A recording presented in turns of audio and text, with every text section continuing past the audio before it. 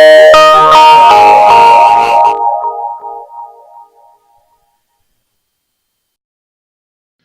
okay. All right.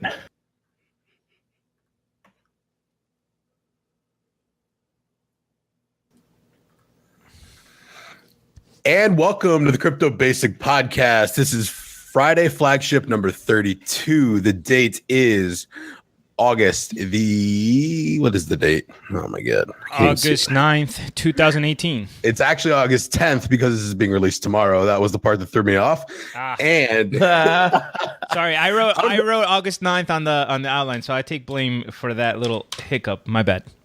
That's all right. I'm going to be here joined today with my two co-hosts, Brent Philbin. What's up? And Kareem Baruche. Hello. For those of you who are unfamiliar, our Friday flagship is our weekly discussion on all the news, topics, and debates in the cryptocurrency space. So let's get started with some announcements. Is there anything we wanted to cover today, guys? We just kind of cruising along right now? Yep. Team Kareem still crushing it. Crypto Basics still doing great. Let's get into the news. Yeah, not a problem. Team Kareem crushing it with only a negative 700 or something like that. Man, the markets are even like worse than. Are they really? If we had all, it tanked like 20% yesterday. Oh, I didn't know that. That is some buying opportunity right there. Yep. Let me check out the portfolio competition stats. How bad can it really be? Oh my Lord.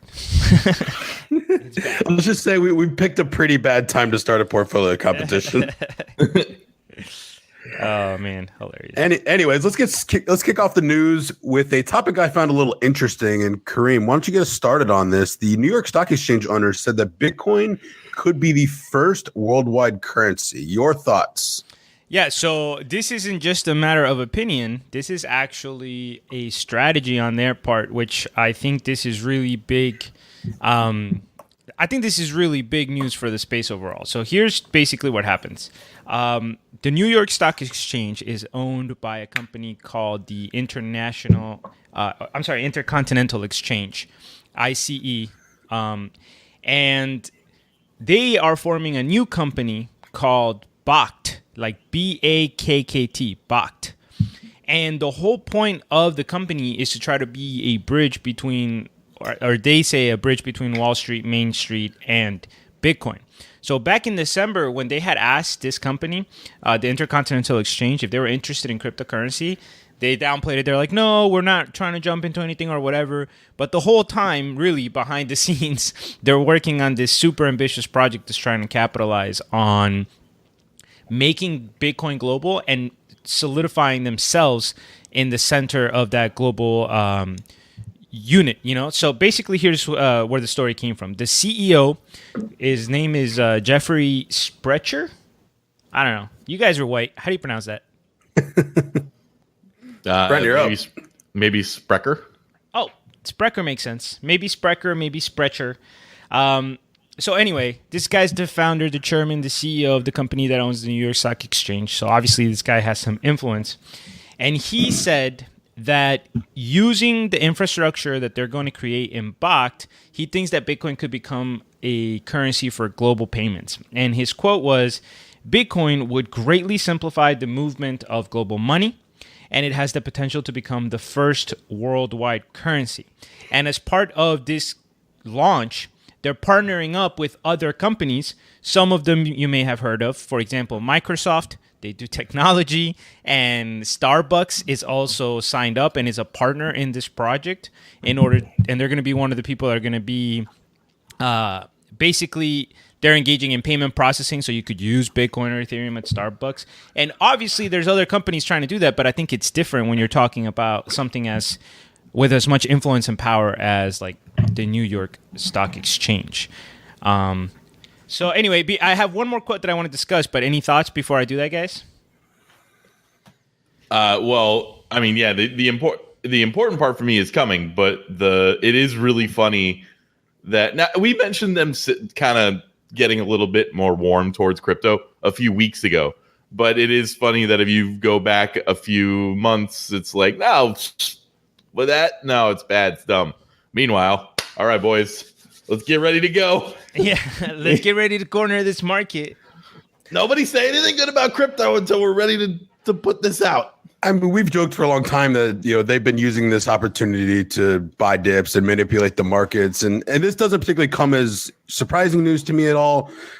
In a way, I'd like to, piggyback what Kareem was saying. This is going to be fantastic if, they put this in the right order, if the people have the right intentions. Obviously, this could be really, really big. Yeah, but here's my question, guys. I feel like it's almost like it's not that big of a story, but at the same time, I feel like it should be, because we've gotten so used to saying like, oh, this company's doing this and these companies trying to do that. And basically, the goal here is something that a lot of cryptocurrency projects are already trying to implement. Like, oh, I want you to be able to spend Bitcoin anywhere. But like, I don't know. I think if we go back a few years or even 6 months or whatever, and we start thinking about what mass adoption looks like, I mean, we're talking about a partnership between Microsoft, the New York Stock Exchange, Starbucks. These are big names. Like when we're talking about getting to mass adoption, can we really ask for bigger names than this to say, yeah, we're basically all in. Let's make Bitcoin the global currency. That's pretty insane. When we talk about adoption, Starbucks accepting something is adoption. Like I feel like there's a few like really big things that could trigger a adoption event. Kind of Square accepting them and implementing that into all the like different things where you see that white kiosk. Any massive retailer like Amazon, Walmart, Starbucks, they have such a massive amount of the retail number of transactions that's when you made it. You know how like you made it in the crypto space when people start making bots about your account? Like that's when crypto is going to make it. I don't know. Like as soon as that happens, it's going to be a really interesting turning point. I don't know what it's going to do to the price, but it will be very good for the ideology behind it. Yeah, Brent, it's like those people that go on Shark Tank because they have a retail idea, and then you find out that they got accepted into like, I don't know, Sam's Club or Walgreens or Walmart, and you're just like, oh, you made it. Like that's what retail is trying to get to once you cross that threshold. But listen, I do have a quote that kind of pissed me off a little bit in this article that I want to rant about. So Plot twist.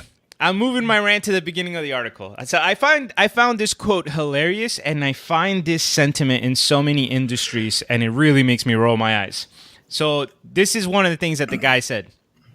Quote, millennials don't trust traditional financial institutions.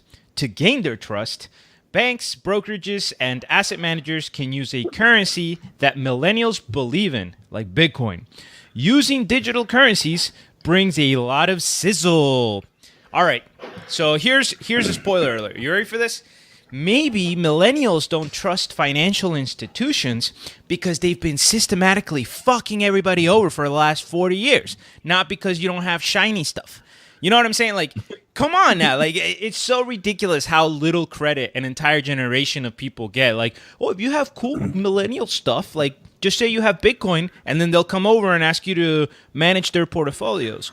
No, what has happened is we grew up in an environment where we knew that financial advisors are taking advantage of their clients. We found out that the major investment banks were paying their stockbrokers and their financial advisors money to give their clients bad advice. We know that you guys said buy these subprime mortgages, and then you went behind our back and bet against them. So millennials don't trust banks because you guys are scummy as hell, not because you don't have Bitcoin. Oh, that was to all the banks that are listening to our podcast. That's right. I know you're listening to this Jamie Dimon, CEO of JP Morgan. He listens to this podcast every week. You piece. There's no D on the end of that name. No? No hard D there. He's a diamond. He didn't get all the way. Pretty sure he didn't get the D. I'm sure he can afford a D at the end of that name to make it a diamond. Yeah, I still can't even believe this quote, that somebody really, like, their view of the world is so warped that they're just like, oh, we can continue to make even more money if we just add this other asset that, like, these young people seem to trust. It's just completely against the point of the entire movement, and I'm glad you brought that up. That was pretty ridiculous. You know what that reminds me of? You know the Reddit posts that are like fellow kids, Oh yeah, where they like where they like show an advertisement where somebody put like lit on there and it just makes no sense or something like that. Yeah, or like Wendy's is That's trying like, to use some random meme to relate, and it's like, no, yeah, that's not. Yeah, you really want to be woke? Have a double cheeseburger. Yeah. Or Kylie Something Jenner like sharing a Pepsi in a protest. God, oh God, It's cool to protest, guys. Have a Pepsi and everything will be okay. All right, let's keep it going here, Brent. We're time to get you involved with one of your favorite topics. It's not going to be EOS. That's one of the other favorites, but this one today, we have some IOTA drama. What is going on here? Quick interruption, Mike. It's two of Brent's favorite topics. It's IOTA and drama. Brent loves drama. yeah, but I don't really like IOTA that much. So, but I love I love like the drama behind IOTA, and we have often talked about how, like, you know, David doesn't carry himself particularly well. Dom is also pretty confrontational on Twitter, that kind of thing. But we found out that this does not only happen on Twitter. Apparently, they do it to themselves also. So there was a chat log leaked, a chat between the 5 founders of IOTA. So I'm going to sum up the gist of what's going on. We can discuss that, and then I'll talk about a particularly scary quote in it. So here's what happens. Basically, the 3 board members of the IOTA Foundation are David Sonstebo, Dom Shiner, and Ralph Rotman.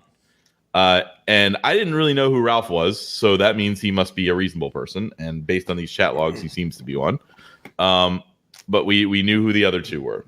And there were 5 creators of the coin. There was a guy named Sergey Ivancello and a guy named Sergey Popov, neither of whom are on the board of the IOTA Foundation for some reason. Now, I don't know why they're not on yet, but the purpose of this chat is they wanted to be on the board, and they had apparently been promised to be on the board for a while.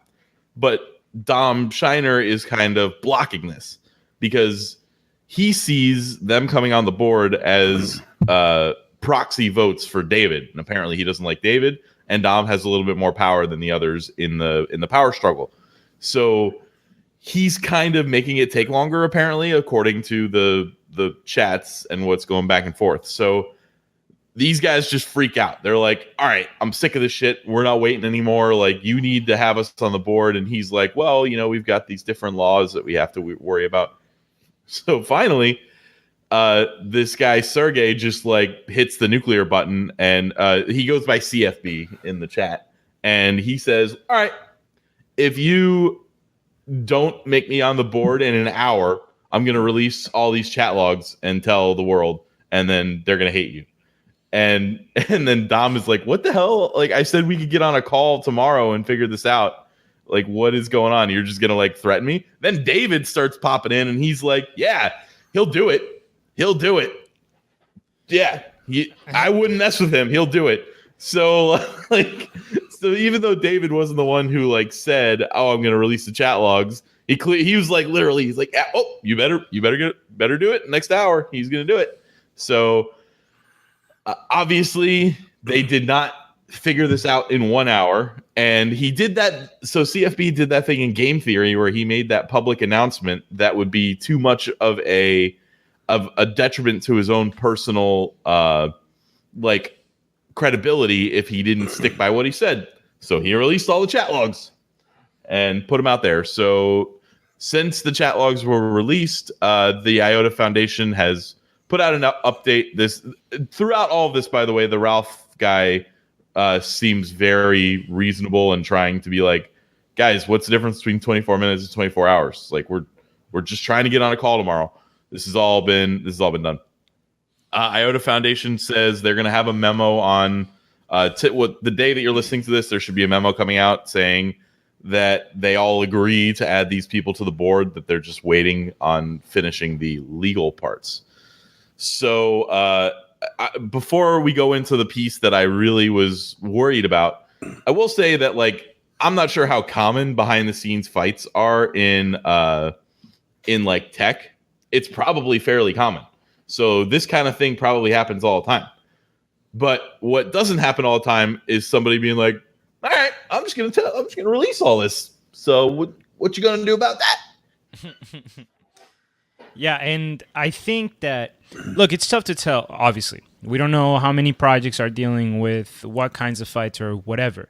But one of the things that we talk about on the show are incentive structures. That's one of the things that makes crypto so special, is that we're not just relying on people to be good or selfless or moral. What you do is you just create a system that incentivizes good behavior, right? And this is one of the reasons why I'm such a big fan of treasuries over foundations, even though foundations may have their place. But look at the dynamics that come into place. Now, when this guy says that there's a lot of complicated laws, I do believe him, because I know that the IOTA Foundation was started in Germany, in part because Germany has very specific and clear laws about what a foundation is supposed to be, as opposed to a for-profit company. But the dynamic is basically this. You're creating a new cryptocurrency project, then you create an entity, the foundation, and you give it very literally tens of millions of dollars. You just take a massive chunk of the total available money, you give it to them, you put a couple of people in charge, and their job is to be the stewards of this massive pile of money that ultimately decides the direction of the project, right? Compare that with, for example, a situation like Dash or Cardano or Zencash, which is creating a decentralized treasury with voting mechanisms that are going to make sure that there isn't a central entity that can do these kinds of, that can create these kinds of power struggles, or that at least are going to be solved in a more democratic and transparent way. So this is not the first foundation that we've seen struggle. I know the Trezos Foundation had massive problems because of somebody that was in charge. And look, it's not my place because I don't know all the behind the scene details.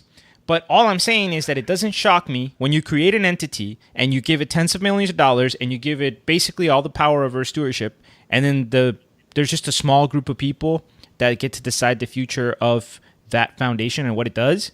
Well, there's going to be power struggles like this. Yeah, and then the number of times that they said the word trust in this back and forth is like really high. They're, oh, you don't trust me? Oh, you don't trust me? If you don't put me on the board right now, you don't trust me. And I was thinking like, damn, man, we're talking about cryptocurrency and all they're talking about is trust. Wasn't that the point? Aren't we trying to eliminate that? Yeah. So it's important to remember all this when you're thinking about what projects you're going to invest in, like IOTA. They still haven't released the coordinator, or taken the coordinator off. So we are reliant on them as far as investing in IOTA to make smart decisions. And they are not making smart decisions. If you have a fight behind the scenes, we've had fights behind the scenes. We haven't released the fucking chat logs. like, oh yeah, Kareem, you want to talk about Starbucks on the show? Well, let's see what the Discord has to say about that. Man. Yeah. All right. So anyway, the real crazy part for me is this. There's this quote from Ralph, the guy that I said was pretty reasonable. I'll read the whole thing and then I'll focus on the tough part. For me, it is and has always been about a decision we made on the board that you were a part of. We, David, Dom, and Ralph, failed to keep CFB and Popov closely updated. We, David, Dom, and Ralph, underestimated how long the statute changes will take. All of this is fixable. I made a very reasonable suggestion that would resolve it within the next 24 hours. If you're willing to risk the entire project over 24 hours versus 24 minutes and a reputation of keeping your ultimatums, well, then this is how it has to be. The public will ultimately judge on their own. Just thinking about all the other stuff that will come to light makes me extremely worried. Not for myself, but we're all grown-ups. So what else is going to come to light now that somebody's starting to release chat logs? Right. Let's play devil's advocate for a second. What could come up? There's nothing really that came to my mind originally that said, I mean... What? Infinity stuff, dude. Like, there could be a lot of stuff. What? The most worrisome thing would be if they talk about not planning to take the coordinator away. What if they can't find a way or that they can't? Right, they can't. Yeah. What if they can't? What if they've hit a wall? What if the project's going to take way longer? What if, this is like all kinds of stuff could come out, of course. But again, this is the problem that we've seen with IOTA. There's been so much.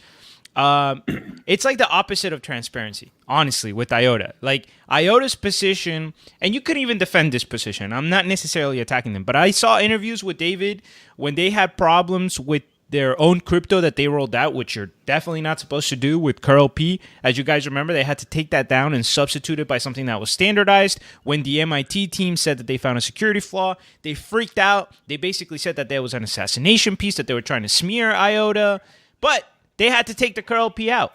And this is the way they've handled all the criticism. They always get mad and they say that they don't... Remember, they claimed that they put the bug into the curl P on purpose in case somebody tried to copy IOTA.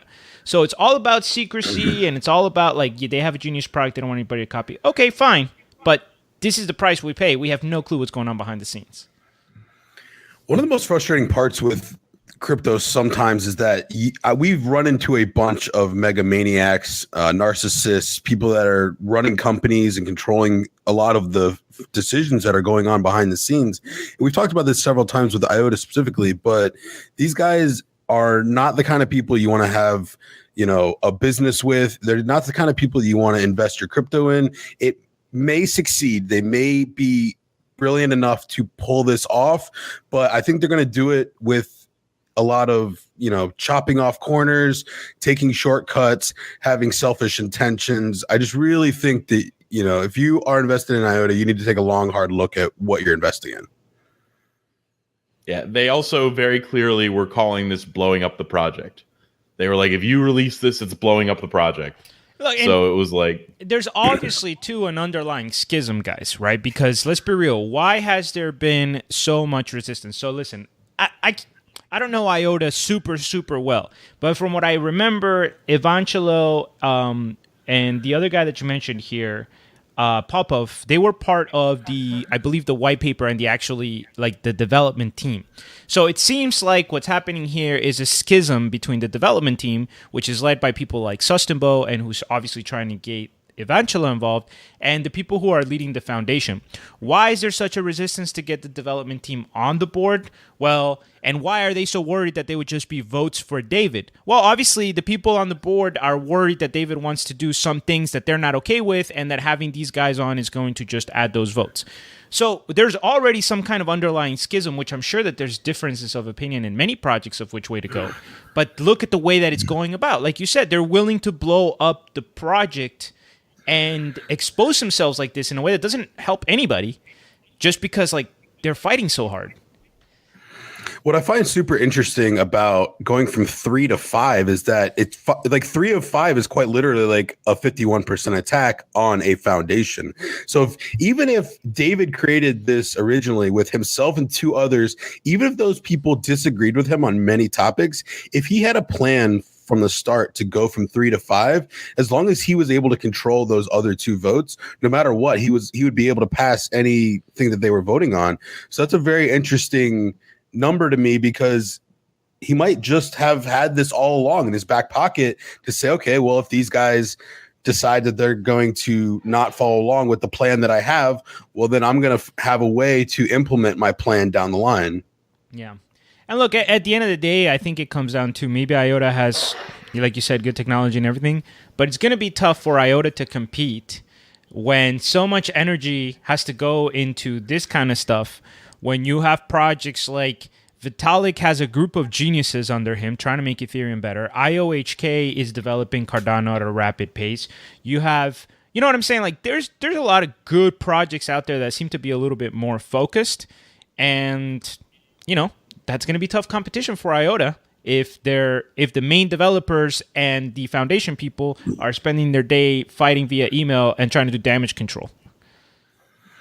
Just a thought for you guys. Do you find it interesting that the 2 biggest projects that were trying to do a very different blockchain system in Nano and in IOTA, I guess what we're realizing is that we're still so early in crypto that even the brilliant projects are hitting dead ends, and they're hitting parts that I don't know that they're going to be able to fix. Any thoughts on that?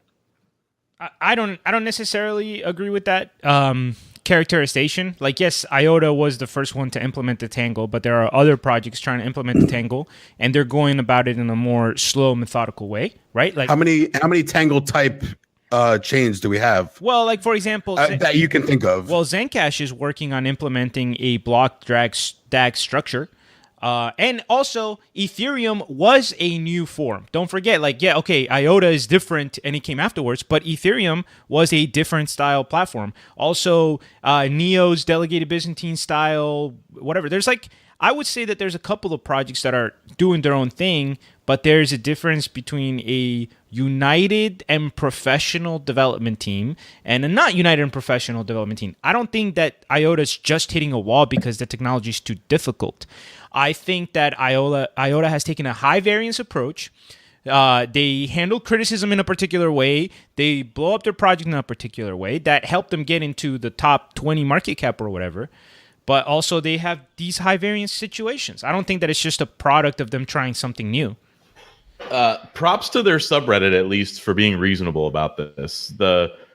In the past, they've all kind of like defended David for no reason.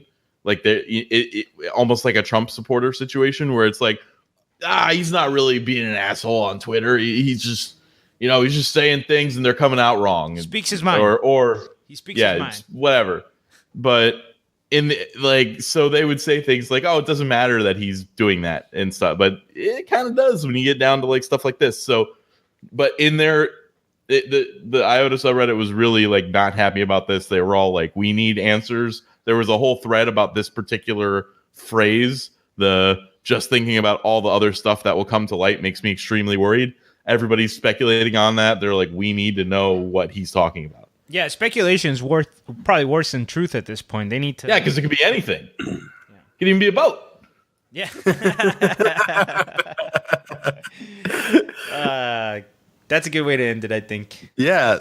So if you happen to own any Apple stock, it's possible you might be able to buy a boat now. It has recently reached $1 trillion. Kareem, you have an interesting smile on your face. Let's hear what your thoughts are. Well, my interesting smile on my face just comes from the fact that I want to give a shout out to my awesome, beautiful sister who just recently started listening to the show. And it was kind of cool because she called me and she's like, yo, your show's actually kind of good. and she's like listening to the flagships and stuff. So she calls me, she sends me a text message the other day. I didn't know that Apple had hit 1 trillion. And then I just wake up and I see a text message from her and she's like, Apple hits 1 trillion. Flagship material? ? And when I told her it was, she was just like, hey, I contributed. I'm part of the podcast. So I'm like, all right, sweet. So Emily, thank you so much. You're amazing for pointing this story out. And I'm going to have some fun with it.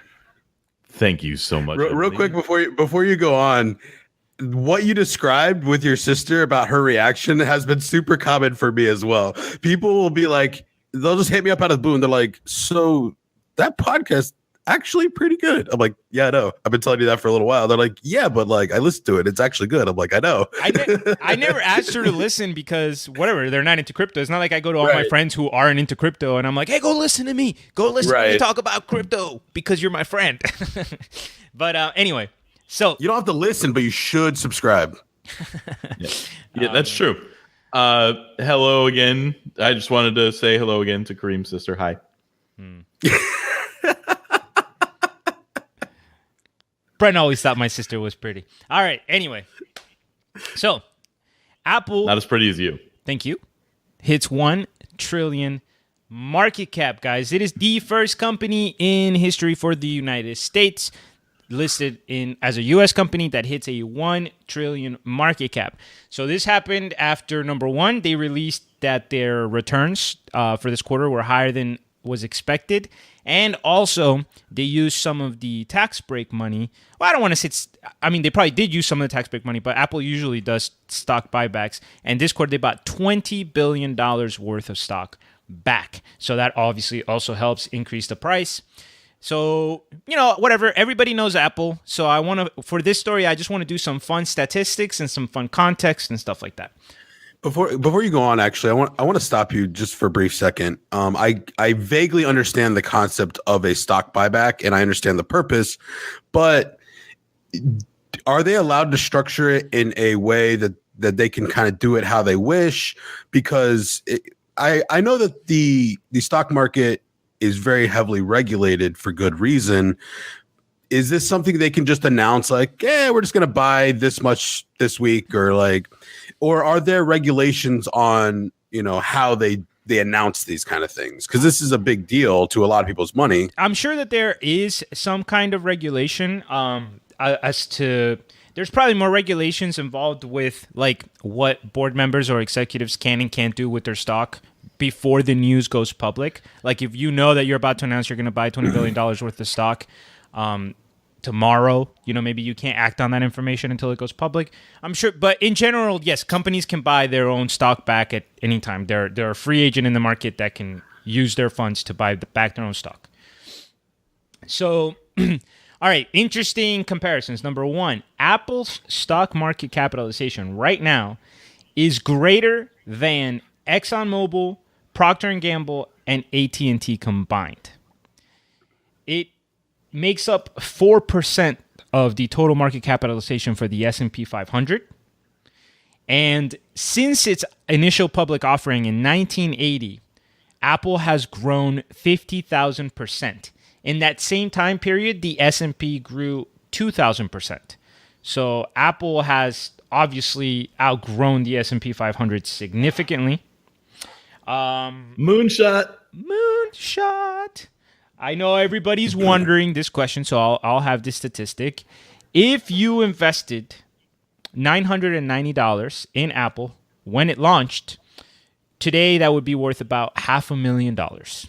If you invested $990 in 1980, if you invested $1,000 in Apple just 10 years ago, after the recession, it would be worth $10,000 today. So it's gone up tenfold in the last 10 years.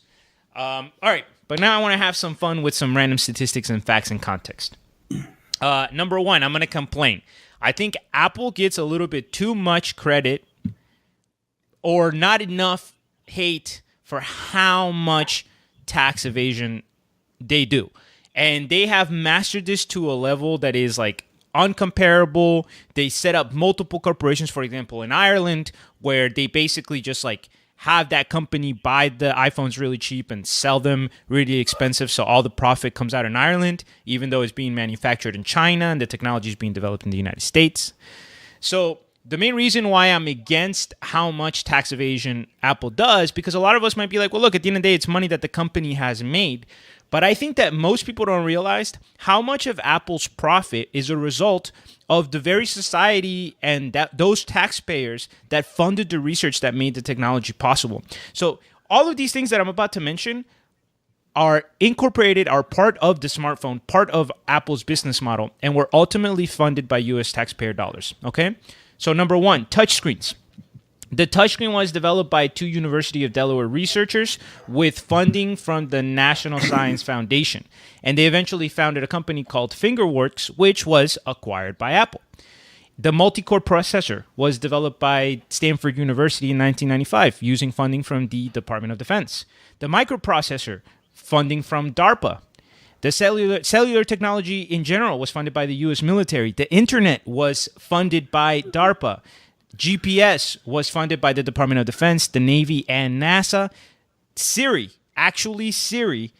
was also created through funding by DARPA and later acquired by Apple.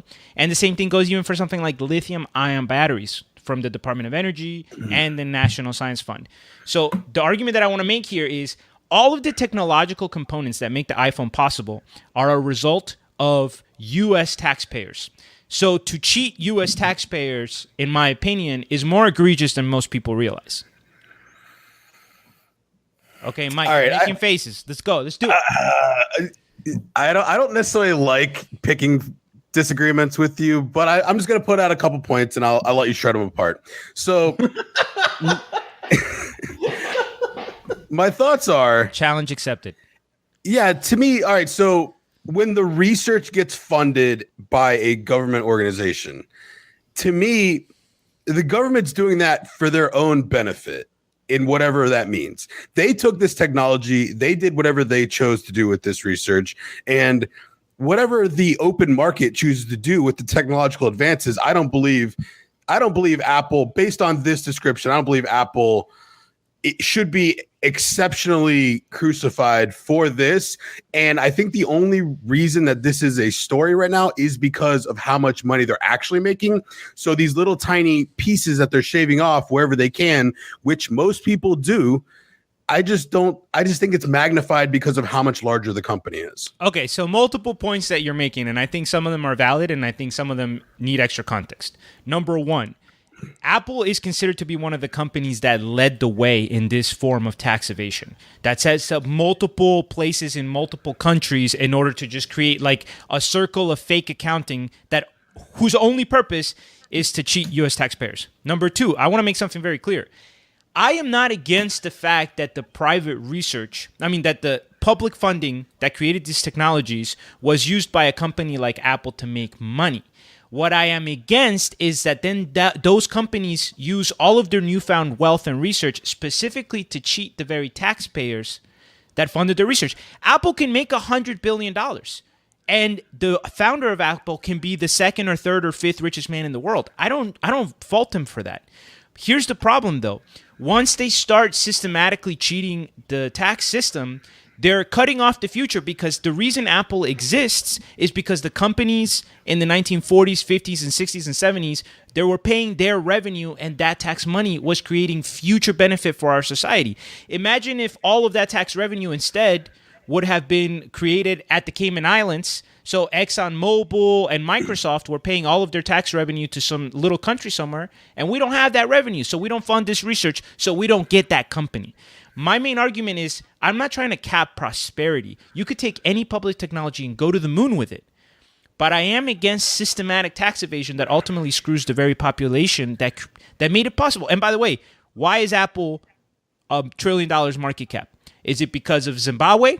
Is it because of India? No, it's because, let's be real, like their core business is here in America. Like this society created Apple. And I do feel like it should be able to benefit from Apple's success. I agree. And I think that's a very utopian, like idealistic view.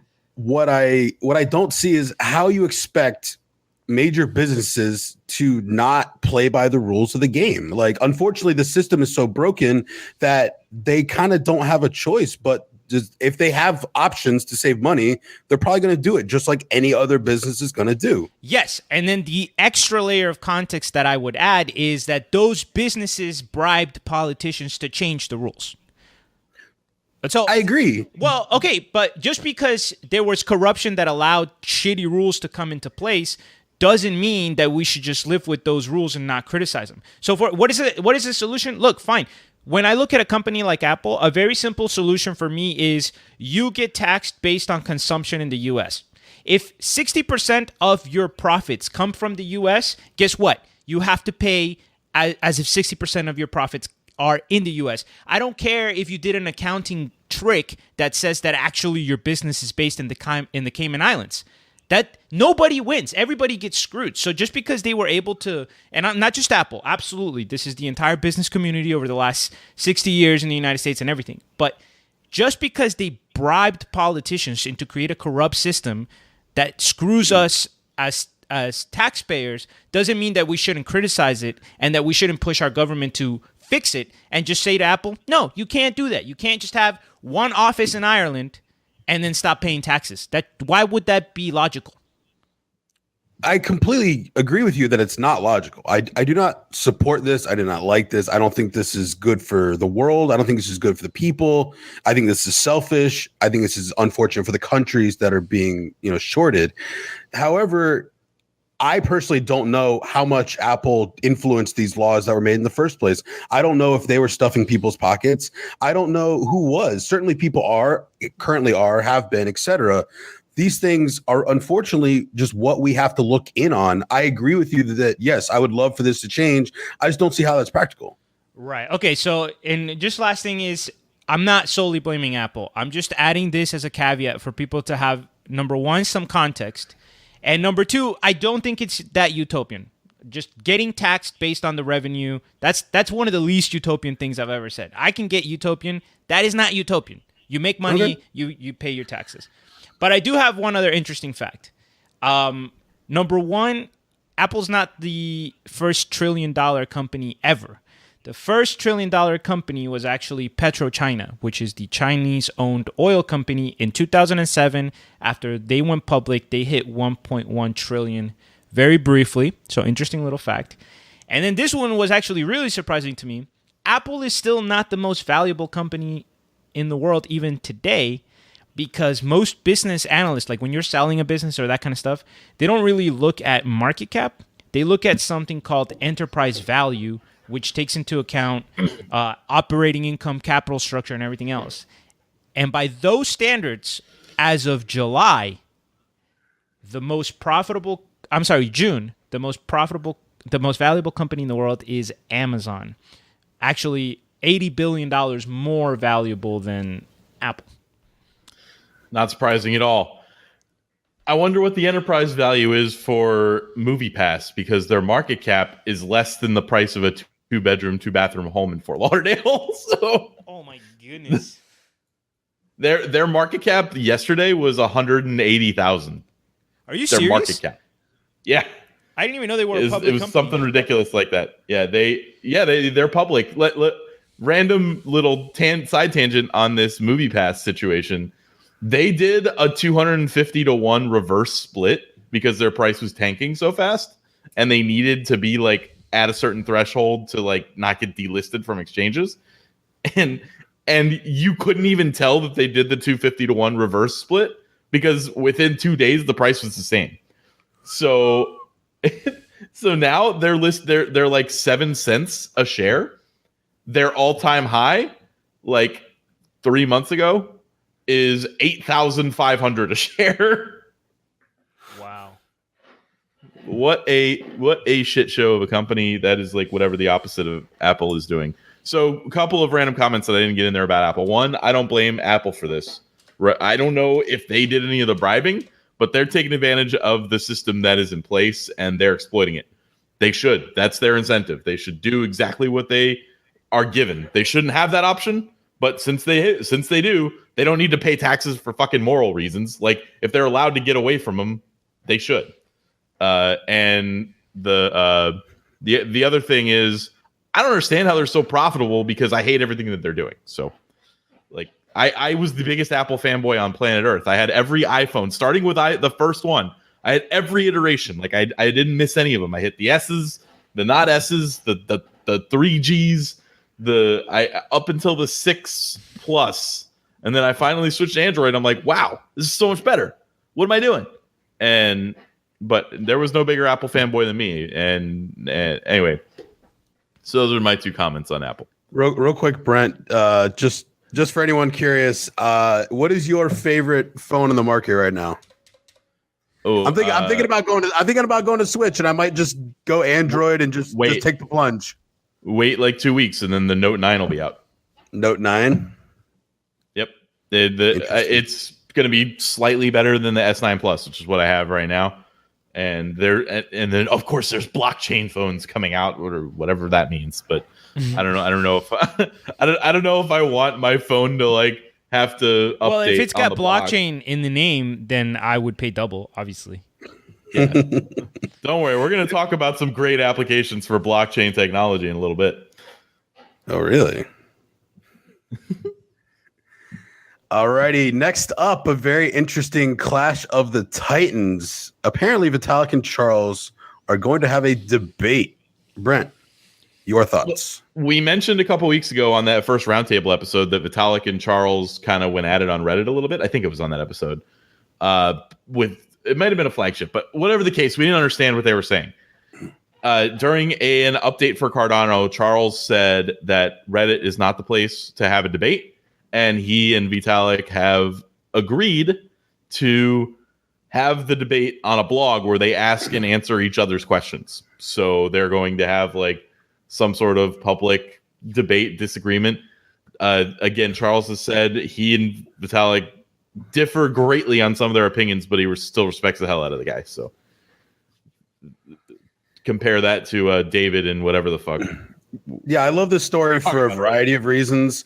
One, Charles has gone out of his way to actually try to have productive debates and has made the decision, at one point, Twitter's not really the place for me. That's fine. I'll just leave. Reddit wasn't the place for this discussion. That's fine. We'll leave. Let's actually plan to do this academically in a respectful manner, because you're allowed to like each other and just disagree on things. That's totally reasonable. Yeah, and we just want to hear what they have to say to each other. Even when we went to that thread on Reddit last week, like, you can't control what gets upvoted, so sometimes I would have to sift through like a bunch of random comments to get to Vitalik's response. This is super exciting. Is two of the people we admire most in the space having a substantive discussion about technology and direction. I think it's going to be an awesome read. I love them both, and I'm pumped. If you guys want to come on and do a roundtable discussion with the Crypto Basic Podcast, I guess we would find time. Like I said before, let me check the schedule.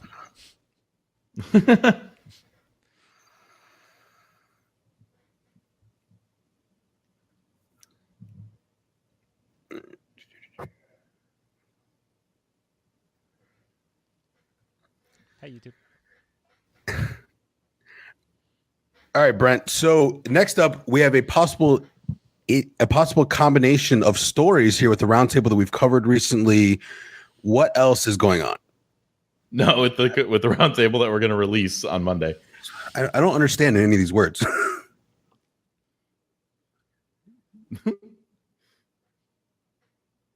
What is this story? I promise if you transition to me, I'll tell you. It's not that interesting. I don't even have a transition. Like, what? All right, what Brent, are these words? Brent, I'm asking for help, guys. I'm sorry. Well, just say Brent's got something funny to say. That easy. Brent, you got something funny to add here? All right. So here's what's happening. On Monday, we've got a roundtable where we are going to be talking with Matthew. I'm going to mispronounce his name. I was going to ask him when he got on, but we don't know it. Matthew Mezinkis. M-E-Z with a little thing over it. I-N-S-K-I-S. I'm sorry, Matthew. Please don't kill me. Matthew, Brent has a hard time with any last name that's not Smith or Johnson. Just FYI. So anyway, we're right after we record this flagship, we're doing a roundtable style with him. He is very Bitcoin oriented. Bitcoin maximalist is how he's described himself or been described. So that's how this is kind of a tie-in, because we're talking about Bitcoin Cash here. And the creator of Bitcoin Cash was banned from the Bitcoin Cash Slack channel because he disagreed with the position of the person who ran the Slack channel. His name is A. Mori. I don't actually know what this dude's name is. I didn't even look it up. But something to do with, like, he thought pre-consensus was not good, and I don't even know what pre-consensus is, so I don't want to, like, get into that. This is just your friendly reminder of how toxic these communities with their, like, massive censorship are. Like the R Bitcoin community, the Bitcoin Cash, Slack. Like, you disagree even for half a second, you're gone. Even if you created the project, even if you created the actual project, you better agree with everybody else right now, or else you're out. Yeah, this is like, I'm so sick of these two communities being ridiculous. That almost feels like a Family Guy style or like a Rick and Morty style setup, where this, like, community of angry people are so angry that they, like, they, like, kick out, like, the founder or something, or I don't know. Like, there's sometimes jokes about fundamentalist Christians, how they would react if Jesus came back and he was, like, all, like, basically a Arab socialist, and how quickly he would be kicked out. Yeah. Speaking of Arab socialists, let's move on to crypto from around the world. Oh, I just realized I didn't even do our, like, actual intro earlier. Wow, Brent, can we get on it, please? And I don't have. Hold on. Crypto around the world's coming. Wow. Wow. It's coming. Oh, Attention, please. Hold for crypto around the world. This flight around the world has been temporarily delayed due to technical difficulties. Our IT team is on strike. We stopped serving donuts in the break room, and I believe that he's striking until we bring around the world, around the world. Yeah, I don't know what happened, but I can't get it to. All right, don't worry about it. Let's just leave. And now, crypto I'm around not the gonna world. lie, we were doing so good prior to these last two, but it's falling apart right now, guys. Yep. I don't know. I feel still like I'm rolling on all cylinders, guys. I'm blaming both of you. Listen, don't mess with me, or I'm gonna release this video. Don't do it. All right, listen. So just say crypto around the world, and we're gonna trust Jason. In Jason, we trust. Alrighty, guys. Crypto from around the world. In Berlin, there was a little bit of a hackathon. Brent, what's going on here? So it's coming up. It hasn't happened yet, but I was really interested in one of the announcements they made, and I feel like this is more important than we think, because we talked about, what's that one big conference that everybody was kind of hating on, Consensus, yeah. So they wouldn't even take crypto for their tickets. Like, they had no way to purchase tickets other than with fiat, which is ridiculous, right? The ETH Berlin hackathon has gone the other direction. They will not use anything that is not a DApp. So they've replaced their messaging with status. One second. Okay. They've replaced their messaging with status. They've replaced they made their own token to tip the speakers at the conference. They've replaced their wallets with status. They're ticketing with a company called Block Party. Their video is going to be done on something called Live Peer. Their VR, they didn't say, but they said it was involving lands, which is one of the currencies on Decentraland. So I assume that that's what they're talking about. Their hotels were using a system called Winding Tree. Their judging and rewards are on the Genesis blockchain, giving away bounties for anybody who registers their domain on the Ethereum name services. They're like giving you money to do that instead of making you pay. So a lot of really cool things. I don't know how to get invited to that. I would love to go to Berlin and start using all these technologies. So I know it's in September, but hey, if you're one of the organizers, you fly me out there. I'll do a show or something. Not the best sell. Yeah. Berlin is great. You have a lot of really fun, entertaining qualities. Doing a show would not be one of them. If you fly Brent out, he'll do a show. It might involve eating a donut. It might be telling jokes. If you fly me out, though, I'll do a bunch of interviews and, so fly me out, not Brent. Brent, have you used any of these apps? No, I haven't used any of them. I don't know what the user system is like. I actually clicked on each one of their websites. The one that looked the furthest along is status, but I have Decentraland, the land, but I don't. The rest of it I've never used. Quick side note: even if a bunch of these things are clunky or starting out or whatever, I love this. I love that they're actually trying to focus on adoption and make it a part of the structure, and it's not just a money grab. Like, it really is about showing what crypto can do through different angles. This is a really cool story. Yeah, and they're forcing it, but they're forcing it in a crypto conference. So you can't force it at a Magic the Gathering tournament, but you can force it at a crypto conference, and then when enough people do it, they will eventually work on this. Kareem is trolling me in our right now. He's typed as far as he was gonna type motherfucker, but he put mutt5 ha fucka. And It's really big letters, so I can't see anything else. I just know that you put this story here, and I was just about to say what a cool story it was, and then I saw no link. Why are you making me go around chasing links later on, man? Put in the link. I didn't think The Legend of Zelda. So a couple other things that we're going to be chasing here in a minute. China has slapped a 25% tariff on U.S. goods. Kareem. Yeah. Good. I've got 30 minutes to find that link now. Yeah. Nope, it's not going to be as long. It's just a continuation of this tariff war that we've been talking about. So recently, the U.S. Trade Representative's Office announced an extra list of $16 billion worth of Chinese goods that is going to be hit with a 25% tariff. So now China, that brings the total of Chinese goods to 50 billion. So now, okay, now Brent's trolling me back. Understood. Wait, I can't get to the story though. Relax. He deleted it. Oh, so they're hitting us back with the same amount, 25% tariff on $16 billion worth of goods. The list of goods that are being hit include passenger cars, bikes, fiber optic cables, coal, grease, Vaseline, asphalt, plastic products, and recyclables.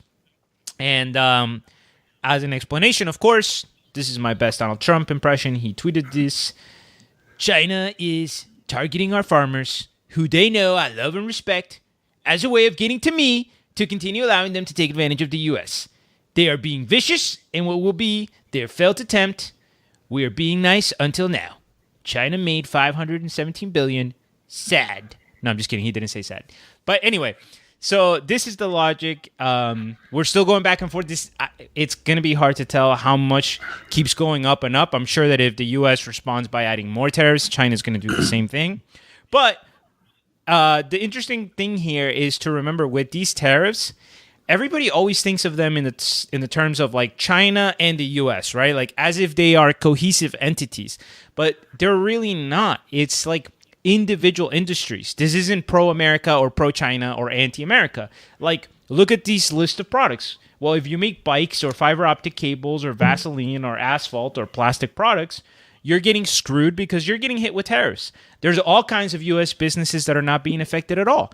And there's all kinds of U.S. businesses that are benefiting. So, for example, if you're making steel and the U.S. puts steel tariffs on everybody's steel, then you're benefiting. So really, when we're listening to these stories about tariffs being slapped on, just because the government is making that decision, it's really not representative of the country. It's still individual industries benefiting, individual industries being harmed, individual special interests probably lobbying in both directions to avoid fallout. And anyway, we'll keep following that story. And as you see, they're acting like in that in case trust game. They're acting as the one that does what the first person does. As long as both people are cooperating, everything's fine. First time somebody decides to cheat, they respond by cheating, and now guess what? It's going to make everything worse. Brent, how much money would you donate to watch Donald Trump play that game on video, that game theory game that you linked a couple weeks ago? Oh, I already know the outcome. He would just get it wrong, and then he would say that the game is wrong. He'd be like, "Oh no, they don't understand business. This isn't how it works. I understand business. I'm the best business. I'm the best at this game. I'm gonna make another one of these games. It's gonna be way better, way better." Game theory is something that I know a lot about, and you know, and I know. Everyone knows. Everyone says I'm the best at game theory, and I feel like John Nash is finally getting some credit, which is good.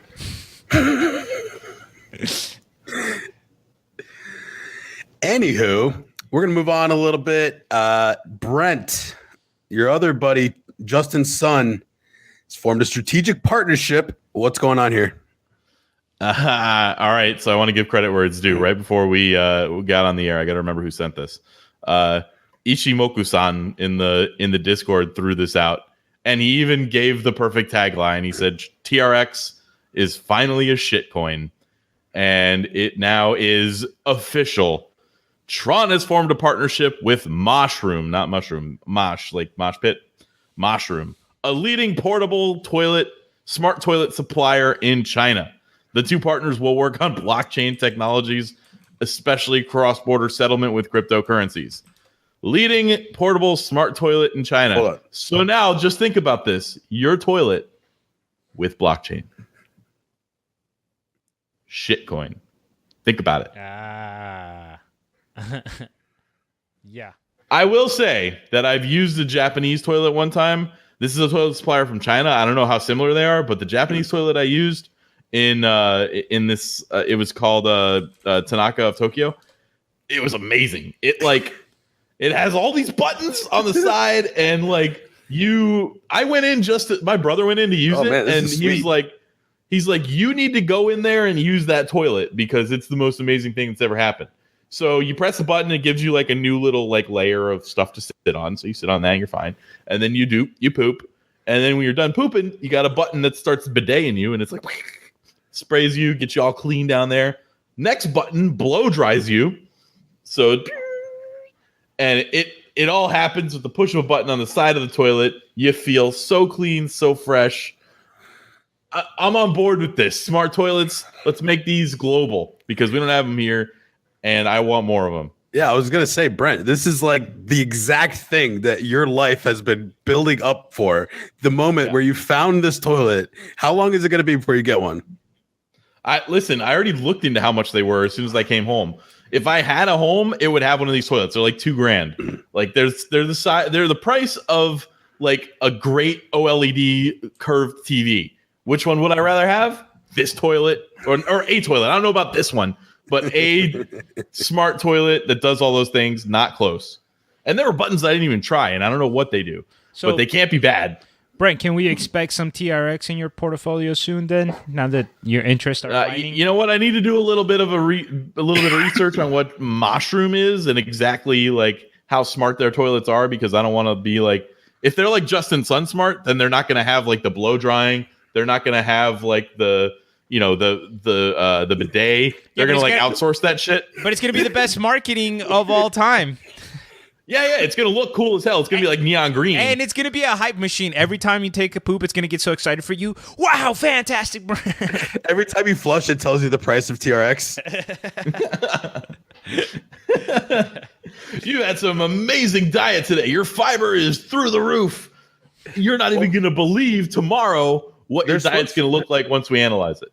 I've heard they're actually putting things in toilets, or they're trying to do the research that can actually like scan your bowels and like scan the pee for certain like, you know, things that you're not looking for that could lead to certain diseases, or, you know, I forget the exact things in your body that would trigger certain notifications, but that's going to happen eventually, right? Oh man. I feel like if I did have a toilet like that and I pooped, my phone would be like,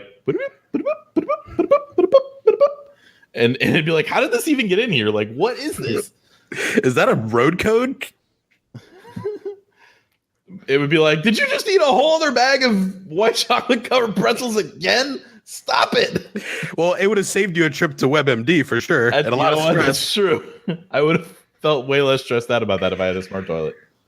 All right. Any other rants we wanted to add that we didn't cover so far? Anything else? There's a picture. Oh my God, that toilet looks amazing. Somebody put the picture in the. Yeah, I stuck the picture in there. Oh yeah, that looks. It does look pretty cool. All right, Tron. Good job. Can we make that as the picture for the week? Like, yeah. Oh yeah. The flagship picture. Yeah. All right, let's move on to the mailbag section. Boom. Please insert mailbag drop. Crypto basic seduction. Alrighty, Cashman asked us, after Apple hit 1 trillion, it made me think, what would it look like if a traditional company bought a crypto company? Not a specific scenario, but for example, if Apple bought Cardano, if Vivix bought Pivix, if Visa was bought by Pivix. No, Visa buys Pivix. Yes, the large company that's successful buys Pivix. Okay. And the other options would be if crypto buys a traditional company that has stocks on NASDAQ, how would the stocks for Apple look like? 88 coins look like? Who would get what? I have no good answers here. Anybody want to start? It depends. It obviously completely depends, right? Like, for example, if Apple buys Ripple, a centralized entity, it's a totally different dynamic than if Visa buys Pivix, which is a decentralized network. As a matter of fact, there is no way in which Visa could buy Pivix, right? Because there's nobody to give the money to. There's no operation to give control over of. And I would even say the same thing with something like Cardano, right? Like Apple could buy IOHK, but the way that IOHK has structured the relationship with Cardano is that they have to bid again at the end of the contract, and the decentralized voting treasury has to renew the development contract with IOHK. So the answer is it depends. We have some very centralized projects, which probably make the most sense, and we have some very decentralized projects, which is actually one of the beautiful things, that somebody can't just come in, buy it, and shut it down. Now, I'm not saying that Microsoft's intention was to shut it down, but for example, remember Microsoft buying GitHub? A lot of people were like kind of worried about how that's going to turn out. Well, we don't have to worry about Microsoft buying Ethereum. We don't have to worry about anybody buying Bitcoin or Pivx or Cardano, because for the most part, they can't. Yeah, that there are only a few cryptos that people could buy. And I mean, you could buy a bunch of the crypto, like you could buy enough Pivx to have a controlling stake in their DAO, I guess. Like their market cap is low enough, it would be really difficult to do that with like Dash or something. But that, I guess that could be like some sort of pseudo hostile takeover with those type of coins. But you can't buy Bitcoin. Like there's no company behind Bitcoin. So like any of the truly decentralized projects are not available to buy. So what would it look like? It would not look. It wouldn't look that interesting. I think it would just look like a partnership more than an acquisition. I just think that, they would work together, because it's going to, even a company as big as Apple, they could probably do a lot of really productive things in the crypto space, but they just made, however much billions of dollars last quarter. They're not interested in that right now, because it's going to take a lot of time to develop. They're more likely, in my opinion, going to form partnerships, get themselves in the same room together, work together, and decide how to be mutually beneficial. Yeah, and again, a lot of these cryptocurrencies, we have to think of them not just as entities, but as networks. They're creating value as a network, and they're creating value as a platform. So let's say that Apple does want to get involved. Let's say that Apple starts seeing that the future is Ethereum. Well, again, there's no Ethereum to buy. They're not going to buy the Ethereum Foundation. But what Apple can do is put millions of dollars into developing a decentralized application that's going to be built on Ethereum, or that interacts with applications that are built on Ethereum. Or Apple, like Amazon, for example, provides hosting services for many blockchains. So there are tons and tons and tons of ways that traditional companies can interact with blockchain networks, but the truly decentralized networks cannot be purchased or acquired.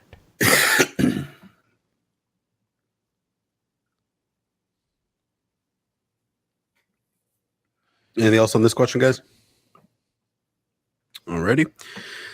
And last question comes from Fancy One Dan. And he said, listening to the game theory episode right now, would the benefits of like-minded city-state be outweighed by the fact that they could become real-world physical echo chambers? Okay, so that I know you weren't on our talk with Rob, but one of the things we talked about was that in the future, it seems very probable and likely that you can just move to a small country or city-state, like you put here, that aligns perfectly with your political ideals. So you can decide, I think this is a thing, this is a thing, this is a thing. All right, move there. So now instead of that infighting and that, like, no, this has to be this has to be this, and 50% of the population thinking each side, you all just kind of agree and move forward and make laws in such a way. Now, eventually, I'm sure you're going to find things that you disagree with, but if something changes drastically in that country, you can just move to one that still aligns with your political ideals. Now, I actually see that as a future.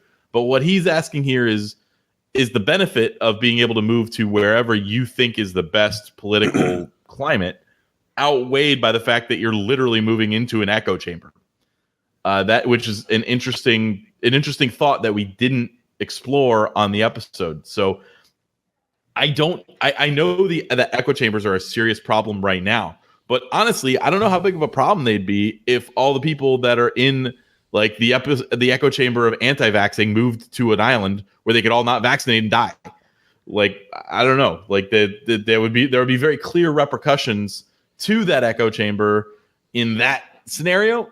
And again, if you all align the same way and that's how you're living, that's how you're doing everything, it's going to create like weird groups of people who might like 2 generations down the line be like, they thought the world was one way, but the internet should mitigate that. I don't know. It's not a thought expansion I had thought about a lot, and it's definitely an interesting topic. I think that off the top of my head, the benefits of being able to go to where you want would outweigh that, and you would see the places that were wrong, quote unquote, the ones that had the wrong economic or political ideology would kind of crumble. So you would kind of start to see the right ones. I think that maybe an echo chamber is good in that sense. I don't know. But I hate echo chambers today. Like, you got to be very careful about getting stuck in them. So we didn't get into this a ton in the game theory conversation. It was just so good, and there was so much to discuss. But personally, even though I'm very, very supportive of something like seasteading, I love the idea that we're trying to restructure societies. This whole concept of, we'll just get a group of people that are like-minded and then we'll all just move there, and if you like other stuff, you move somewhere else. I don't, not only do I not think it's practical, I don't really see it playing out that way. Number one, I do think that we've reached a threshold as a civilization where there's going to be certain like laws and rules and things that are going to become more and more global, not less global, not more fractured. I think that the more interconnected we are, the more that what everybody does is affecting each other. So it's not going to be just as simple as like, okay, well, we are a group of people that bought this land, so we should be able to do whatever we want. And ultimately, even if we went down that route, like, it's the natural split of, like you said, Brent, eventually differences of opinions will form. And then what's going to happen? How are those differences going to be solved? Is the plan to just keep splitting to make sure that you're always with a homogenous group that agrees with your positions? That's literally never going to happen. We as humans, I would even argue, started off that way. Like, we started off as small groups of people that for the most part agreed on structure and politics and religion and everything. And we have kind of come together into bigger and bigger and bigger groups that have more and more differences between us in some way. So I just don't see this playing out. I'm not necessarily criticizing it. So I don't know if it would be bad because of the echo chambers. I just don't think it's even practical or feasible or probable. Yeah, a few things I want to touch on there. I believe that the human brain is invented to create problems. I believe that no matter how much you try to fix your life, no matter how good you have it, its natural instincts is to say like, whoa, be careful, watch out, make sure you protect yourself, look out for your family. All these things are natural in humans. If you isolate a large portion or even a reasonable sized portion, separate them and try to bind them by certain laws, I think that it's going to be fine for a little while. It could work pretty well, a year, 2 years, maybe, depending on the group size. But eventually you're just going to find things you don't like in those people. You're going to find flaws in their plans. You're going to find, whose incentives are not lined correctly. And, with crypto, we hope that there's ways that people can be protected in these situations. But at the same time, I really don't find that this is going to be all that successful long term. I think that we're going to find more problems are going to pop up than we expected. And I just don't see it working. Specifically, look, Rob brought up a very interesting point, which is the obvious one, that even us ourselves change over time. Like, the society that Kareem at 15 years old would have picked is different than the one I would have picked at 21, and it's different I would pick today, and chances are that in 15 years I'm going to feel differently because we are all creatures that are evolving. So to me, it's a more interesting question. Instead of saying, how can we find a way that all like-minded people can be around each other? Because I also think that ignores the fact that migration is costly. Take it from somebody who came from a different country. And Brent, you've talked about leaving the United States. You're leaving your friends behind. You're leaving your family behind. It takes resources. You have to, it's a costly thing. So instead of asking, how can we make sure that people can always be surrounded by like-minded people, I think a better question is, how can we structure society in a way that for the most part our disagreements don't infringe on each other's freedoms? That we can just have, we can disagree about the way things should be done. We can have a way in which we reach consensus about which direction we do take, but we can generally have societies where your personal freedoms aren't infringed on, so you're okay being a part of the society. Yes, I am not a conservative. Yes, I don't agree with the things that Donald Trump is doing, for example, or I didn't agree with a lot of things that Obama was doing. But I live in a society that mostly respects my freedoms, and I have the ability to speak my mind, and I have an ability to try to create change. Therefore, I'm okay with being surrounded with people that disagree with me. I think part of the seasteading movement is they're trying to make it really easy to move. Like, joining the seasteading thing is not going to be easy, but once you're doing it, I think the way those pods work, like, you can just move very, very, very easily. So that I just wanted to point that out. And the other thing that I was going to say, I lost. I was going to say something funny, and it's gone. So, well, even if you make the political joke here, even if you make the physical transportation easy, the human cost of walking away from what you know, walking away from your friends, walking away from your family, and starting somewhere new will always be a costly decision. Unless you live your life online and it literally doesn't make a difference because whatever. I get that there's exceptions. I'm speaking in general. I think one of the things that we haven't really mentioned as well is how important it actually is to be able to work with people not like you. There has to be a certain level of respect that you have to have for other people. And even like when we enter this podcast, for example, my views on certain topics are different than both of yours, but we have to work together. And even though we disagree sometimes, we understand that we have similar goals and we can work through things. I think challenging situations, stress, failure, all those things are really important for people to learn, become better in life. And I think that when you try to eliminate those factors, it just becomes too idealistic. And I also think that those societies are what will eventually come out is that even if we create the perfect scenarios where we can create microcosm societies, right? Like we were describing, maybe you have this libertarian society that gets to do their own thing, and this socialist and this communist and this anarchist and whatever. But here's the thing. The more interconnected the world becomes and the more powerful our tools become, the more that we're impacting the planet that we all share. So even if you're somewhere in the Pacific Ocean, you might not have any pollution laws. You might not have any restrictions about what can be done. That doesn't mean that all neighboring societies are going to put up with that. And even those societies will ultimately encounter that they are going to have to make compromises with other societies because we have to share living space.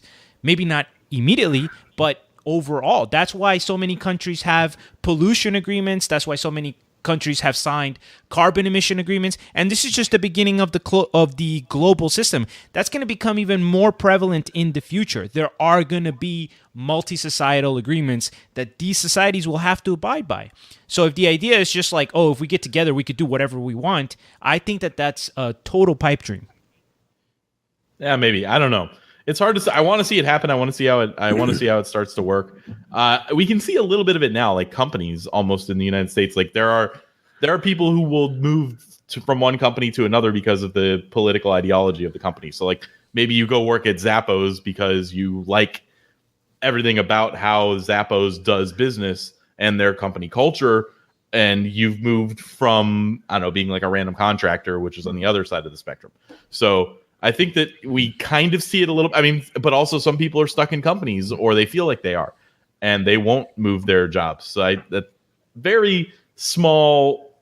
It's not a society, but it's a small taste of what that can be. And we have seen that when companies kind of are on a united front, they can do a very good job and be like Zappos.com. Like isn't like buying shoes online isn't like a thing that I care about that much, but that company is ridiculously successful. And it has to be due in no small part to how they've kind of intentionally homogenized everybody's ideology. Right. But Zappos has to abide by the surrounding rules, right? Like Zappos is still constricted. Even though they can create their own culture, they still have common rules that they have to abide by. And that's basically what I mean. It's almost like the European Union or the United States, where, yes, you have microcosms, individual states, where the culture and the decision-making in California is very different than Alabama, and that's different than, let's say, Texas. But ultimately, in order to be able to interact successfully, there's like a common ground. And I think that will be the case even more so in the future. So the United Nations is the only organization that comes to mind that tries to be a little bit of a world like conversation. Are there other organizations that actually try to put these countries together, like politically, ideologically? Like, is there something that like meshes these a little better? Yes, like there's tons of things that get countries together, but even the United Nations, they don't really like have a lot of power or anything like Right. I wasn't confident that that was the right answer, but that was the only thing that was coming to mind as something that could, mesh these countries together. Yeah, United Nations is the best we got right now. It's just not much of anything. So, I just don't understand if we're taking Russia, United States, China, and trying to put them in the same conversation to work together. That sounds very complicated to me. That sounds like really difficult. Right. I go ahead, Brent. I share Kareem's vision of a united world government in the future. I also think that this is a possibility. So I'm thinking about these countries, and I shouldn't call them that. Maybe I should call them closer to states or whatever. But I could see having the president of Earth at some point, as dumb as that sounds. There could easily be a governing body that unites everybody in 200 years. There's no reason there wouldn't be or shouldn't be. Yeah, and look, I think that we already have indication that you'd be surprised when the problems become big, people come together. And look, even though the United States may be pulled out of the Paris Agreement, we still haven't really started seeing the terrible, terrible consequences of climate change. Even though we're already seeing higher sea level rise, we're seeing fires, we're seeing migrations. If you look at a country like Bangladesh, it's becoming inundated. The Maldives are already looking for other areas to move their country because they're going to be underwater.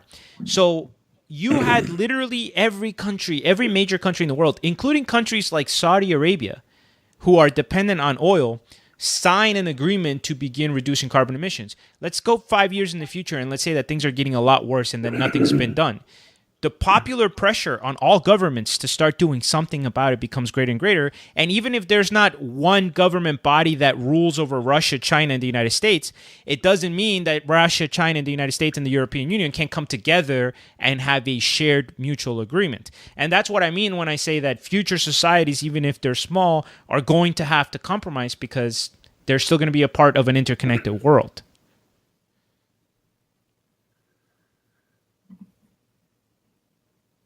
All right, yeah, that was about 20 minutes on our crypto podcast about that. So we'll leave it's at the end. I think it's a lot. I think it leaves a lot open at the end. Nothing wrong with this. Arigato. All right. Anything else we want to touch on before we wrap it up? Nope. You guys are the best. We love you. I want to touch my butt on one of those Tron toilets. Let me know how that works out. The highest quality humor here at Crypto Basic. I'd say this was a pretty good episode. There's nothing. That wasn't humorous I want one of those toilets. Like, I'm not joking. I want that. Christmas is coming. All right, guys, for the Crypto Basic podcast, my name was Mike. I was here with Brent and Kareem. Thanks again for tuning in. The members of the Crypto Basic podcast are not financial advisors. The only advisor between us is Brent, who is an expert on toilets all over the world. Call him up. He'll tell you sizes, shapes, and features.